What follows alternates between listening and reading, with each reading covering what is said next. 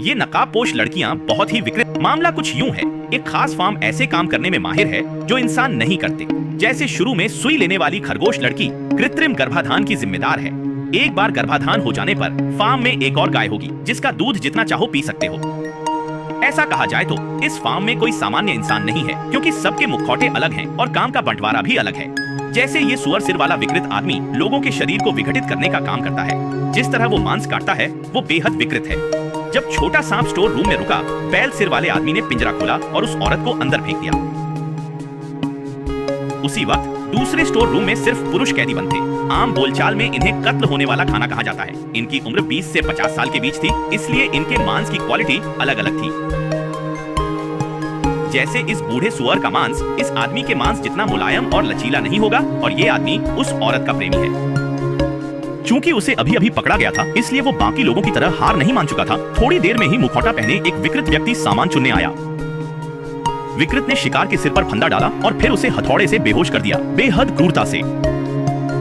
फिर वे दूसरे पिंजरे की ओर बढ़े और उसे भी वैसे ही बेहोश कर दिया।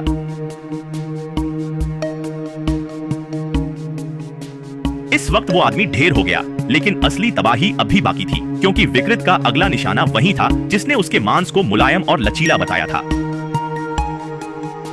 उस आदमी को बेहोश करने के बाद विकृत ने ताजा सामान ट्रॉली में लादा और उन्हें रसोई के कटिंग रूम में ले गया, जहां उनका स्वागत लाशों के साथ होना था। बता दूं, ये फार्म खास तौर पर ग्राहकों को मानव मांस का भोज परोसने में माहिर है, और ये आदमी यहाँ का मालिक चू शेंग है। आज चू शेंग ने एक बड़ा ऑर्डर लिया है। 100 लोगों का ग्रुप फिर से यहाँ जंगली स्वाद का मजा लेने आया है, इसलिए उन्हें जल्दी से स्वादिष्ट पाई, सुगंधित चाय सूप और पौष्टिक दूध जैसे पकवान तैयार करने हैं, जैसे रसीले और स्वादिष्ट पाई, गाढ़ा और खुशबूदार चाय अनाज सूप और पोषक तत्वों से भरपूर दूध। दूध बेहद ताजा है, वो भी काउंटी लेवल पर बना हुआ। और आज रात के खास मेहमानों के स्वागत के लिए चू शेंग ने एक स्पेशल डिश की व्यवस्था की है। एक मोटा बच्चा जिसका वजन 600 किलो से ज्यादा है। जब सुअर सिर वाले आदमी ने अपना वजन कराया तो वो वहीं ढेर हो गया। विकृत, बेहद विकृत। जब चू शेंग रात के खाने की तैयारी में व्यस्त था, घोड़े के सिर वाले आदमी ने स्थिति देखी।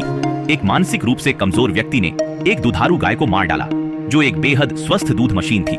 इसलिए मानसिक रूप से कमजोर एंड्रयू के कृत्यों ने चू शेंग को गुस्सा दिला दिया। उसने अंद्रेई की तलाश में लोगों को भेजा। जब घोड़े सिर वाले ने उसे पाया, वह 2 सिरों से बात कर रहा था और उन्हें घास खिला रहा था। बहुत विकृत था।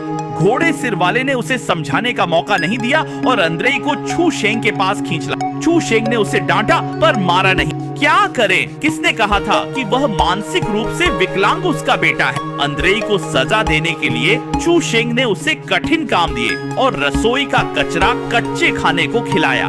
उसी समय कैद महिला ने देखा कि पड़ोसी बांझ औरत को मुखौटा पहने व्यक्ति ने लटका दिया था। महिला की डरी आंखों में सुअर सिर वाले ने सही जगह चुनी और दूसरे को क्रूर, बहुत ही क्रूर था, लेकिन और भी क्रूर था कि सुअर सिर वाले ने खाने का पेट चीर दिया। पल भर में अंदर का सब एक बैरल में गिर गया। तब महिला टूट गई। वह सांस संभालने और खुद को शांत करने की कोशिश करने लगी। तभी एक आकृति महिला की कोठरी के सामने प्रकट हुई।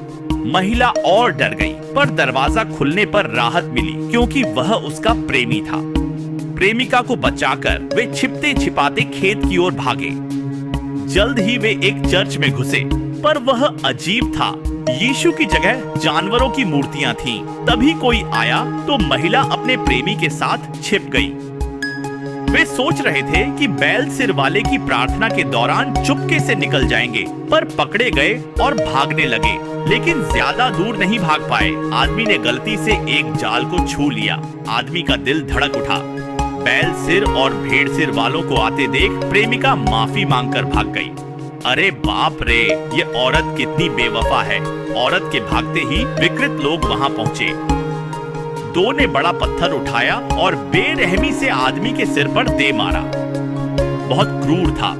उसी समय जीवित रहने के लिए महिला ने बदबू सहकर लाश के पास लेट गई। बचने के बाद उसने एक कार देखी, उसका पीछा किया, हथौड़ा उठाया और धीरे धीरे नकाबपोश व्यक्ति के पास गई। पास पहुंचकर उसने नकाबपोश को हथौड़े से मारा, फिर कार स्टार्ट कर एस गियर में भाग गई। इस समय वह खुश थी, हंसते हंसते रो पड़ी क्योंकि कार में पेट्रोल नहीं था। इतना ही नहीं, विकृत व्यक्ति भी पीछे आ गया। मजबूर होकर महिला को कार छोड़कर भागना पड़ा। वह भोजनालय से होकर तहखाने में भागी जहां कोई रास्ता नहीं था। लेकिन अच्छा हुआ कि एक खिड़की थी जिससे वह निकल सकी। लेकिन जैसे ही वह भागने वाली थी, विकृत व्यक्ति आ पहुंचा। घबराहट में उसने पेचकस उठाया, उसके हाथ में घुसा दिया और किसी तरह बच निकली। भागकर वह गोदाम पहुंची, एक लड़की को याद कर उसे बाहर निकाला।